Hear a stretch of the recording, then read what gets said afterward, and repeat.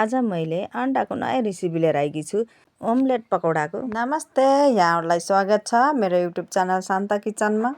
त्यसको लागि मैले यहाँ अन्डा, मसिनो गरेर काटेको प्याज, मसिनो गरेर काटेको खुर्सानी, मसिनो गरेर काटेको धनियाँ, बेसन लिएकी छु। सबैभन्दा पहिला मैले यहाँ अन्डा फुटालेँ। अन्डा फुटालिसकेपछि मसिनो गरेर काटेको प्याज, मसिनो गरेर काटेको खुर्सानी, मसिनो गरेर काटेको धनियाँ, स्वाद अनुसार नुन, धुलो खुर्सानी राखेर फिटेँ।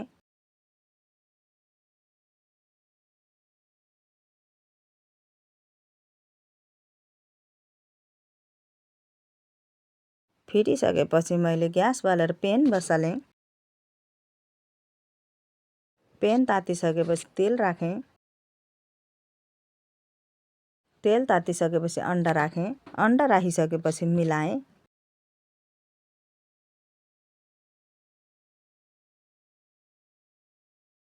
मिलाइसकेपछि फ्राई हुनको लागि छोडिदिएँ।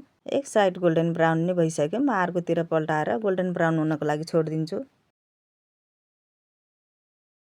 दुई साइड गोल्डन ब्राउन भइसकेको छ। अब म ग्यास बन्द गरेर चकिङ बोर्डमा राख्छु।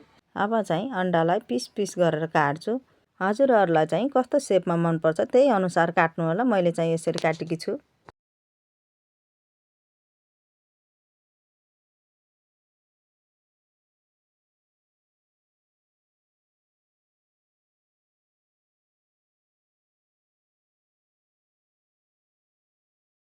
हेर्न सक्नुहुन्छ मैले काटेर नि सकिसकेँ। अब म घोल बनाउनेतिर लाग्छु। त्यसको लागि मैले यहाँ भाँडामा बेसन राखेँ। बेसन राखिसकेपछि स्वाद अनुसार नुन, मसला, खुर्सानी, बेसार राखेँ। सबै राखिसकेपछि थोरै गरेर पानी राखेर घोल बनाएँ। घोल चाहिँ धेरै बाक्लो नि गर्नुहुन्न, धेरै पातलो नि गर्नुहुन्न, ठिक्क गरेर बनाउनुपर्छ।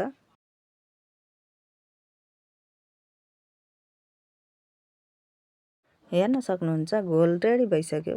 अब म पकौडा बनाउनतिर लागेँ। त्यसको लागि मैले ग्यास बालेर पेन बसालेँ। पेन तातिसकेपछि तेल राखेँ। तेल तात्न लाउने बेलामा म यता घोलमा अन्डा डुबाएँ।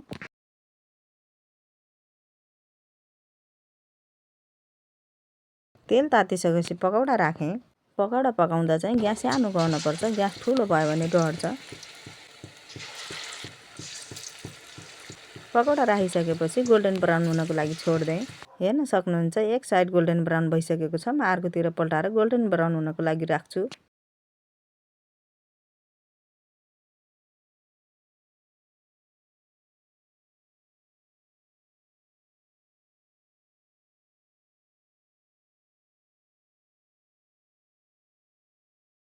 दुई साइडै गोल्डन ब्राउन भइसकेको छ। अब म निकालेर एउटा भाँडामा राख्छु।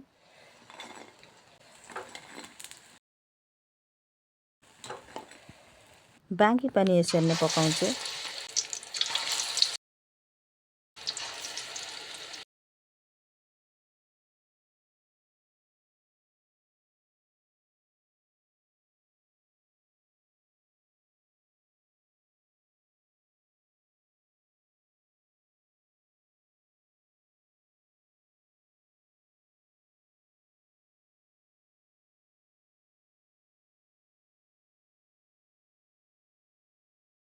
हेर्न सक्नुहुन्छ सबै पकाइसकेँ।